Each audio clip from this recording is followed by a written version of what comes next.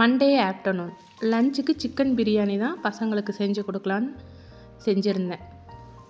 நாங்கள் சின்ன வயசில் இந்த மாதிரி ஸ்டைலில் தான் சிக்கன் பிரியாணி சாப்பிடுவோம்.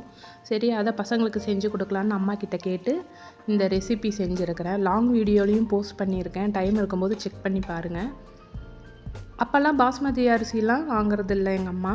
சீரக சம்பாவில் தான் செஞ்சு கொடுப்பாங்க. ரொம்ப நல்லாயிருக்கும். தேங்காய் பேஸ்ட்லாம் அரைச்சி, பச்சை மிளகாய் எல்லாமே சேர்த்து அரைச்சி ஊற்றி செய்வாங்க. ரொம்ப நல்லாயிருக்கும் சாப்பிட்றதுக்கு.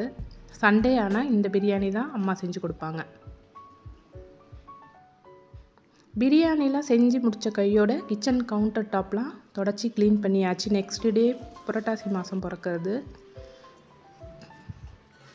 பெருமாள் கும்பிட்ட பிறகு தான் நாங்கள் நான்வெஜ்ஜு செய்வோம். அதனால் எல்லாத்தையுமே க்ளீன் பண்ணி வச்சாச்சு அன்னைக்கு. தேங்க்யூ.